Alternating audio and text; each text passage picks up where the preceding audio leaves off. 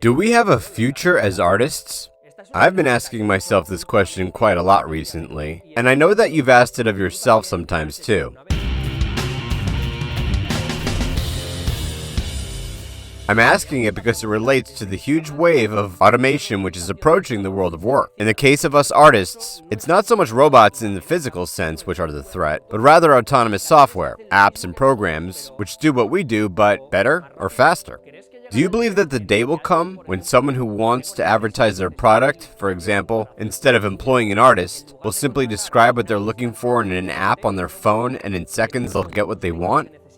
Is the day coming when you can use artificial intelligence and a robotic arm to make paintings, which are indistinguishable from what a human being might produce? Are we going to buy and consume paintings which have replaced artistic knowledge and talent with algorithms which calculate combinations of colors which we can't resist? In the past few years, we've seen an incredible transformation in art and technology occurring in tandem.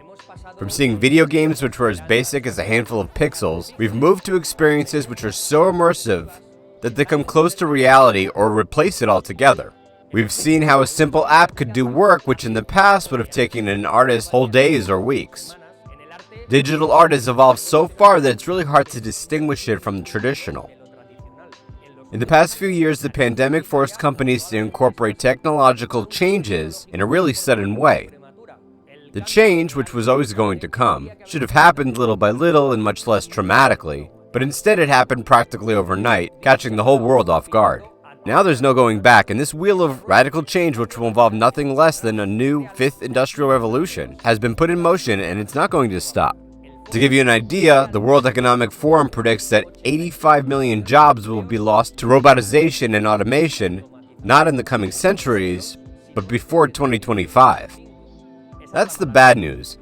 But they also predict that 97 million new jobs will be created, 12 million more than those that were lost. That's the good news, but there's a nuance which we can't ignore, which is that those new jobs which are created will be very different from the old ones, and in many cases will be completely new, and until that point, unknown. Many of today's jobs will become obsolete. It's clear there will be more work, but it'll be profoundly different.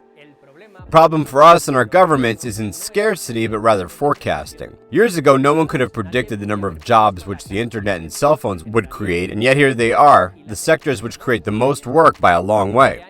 For years, it's been the case that the countries which automate most generate the most employment. In my country, Spain, for example, it's predicted that half of all jobs will be automated in the next decade, and that autonomous machines will replace 30% of them, and that 1 in every 5 employees will be replaced by a robot. There will be replacements for this employment, but though this will be neither automatic nor fast, we must prepare and quick. It's very important for you to understand the following. Your work will not be taken by a robot. It will be taken by a person who has learned to integrate robots into their work before you have.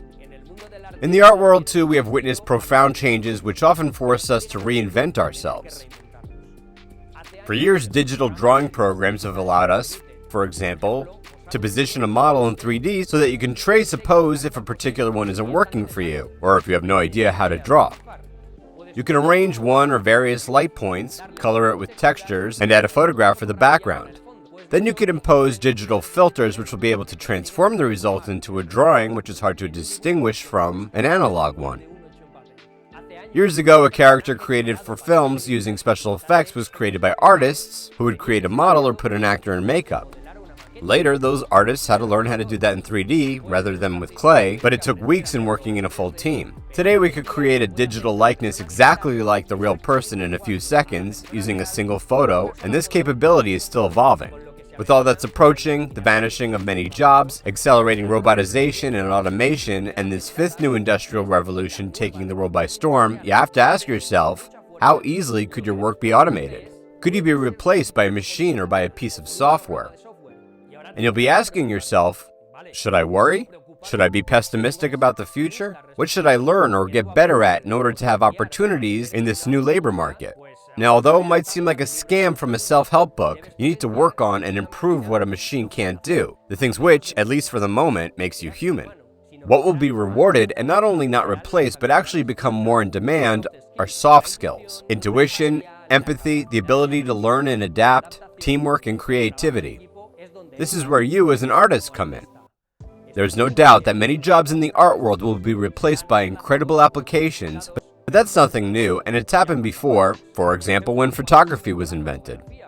Portrait artists thought that they would never eat again, and in some cases, that was sadly the case because people with few resources who wanted to have a memory of someone, who used to commission a portrait from a cheap or low-quality artist, which is usually the same thing, now had the possibility of a photograph, which was much cheaper, and the subject would appear exactly as they were, instead of having a vague likeness achieved by a bad portrait artist. But good artists continued working all the same because the buyers were looking for what an artist could communicate in his or her creations.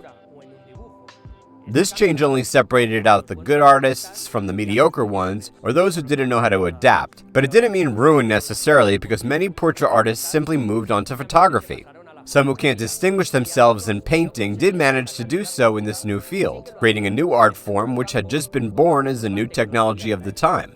Technology has upsides and downsides, and I won't get into judging which those are, and in the immediate future these changes will be truly profound.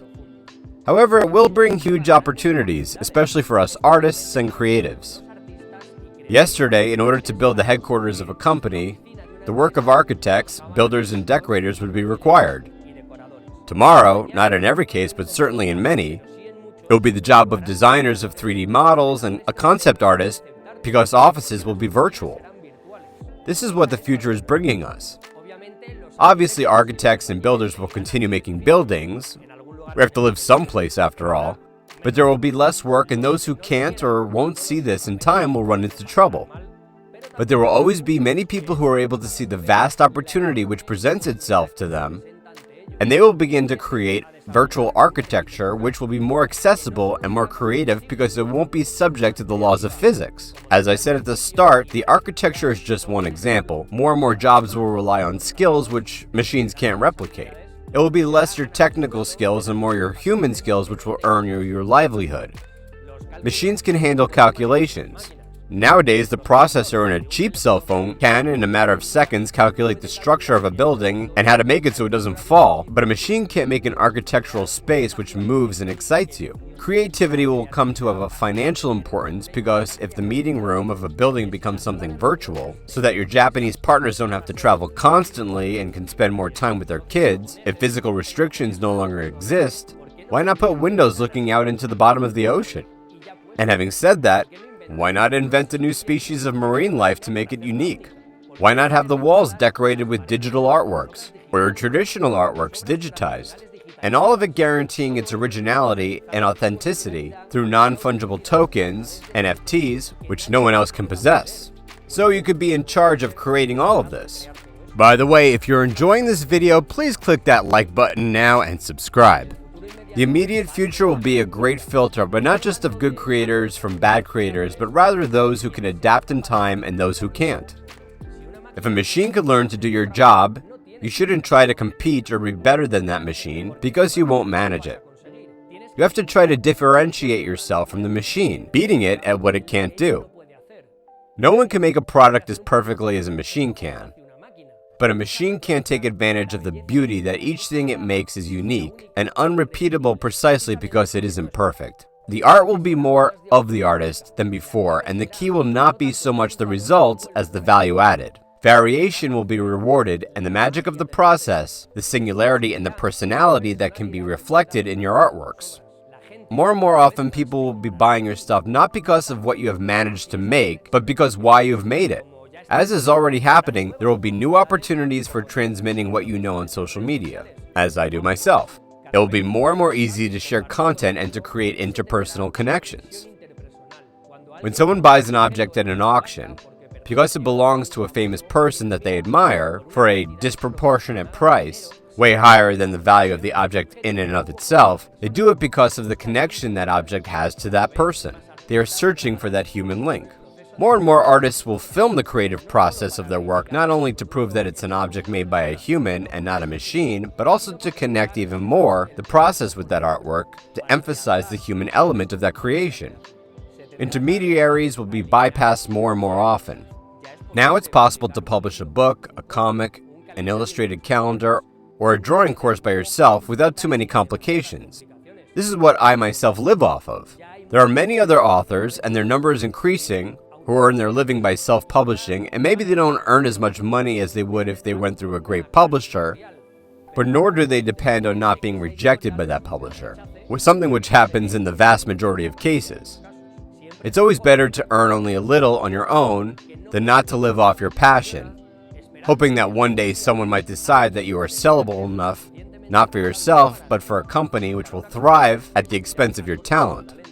Most curious of all is that there is more and more people who create their own work, and experts say that the jobs which will be more in demand in the future haven't even occurred to anyone yet.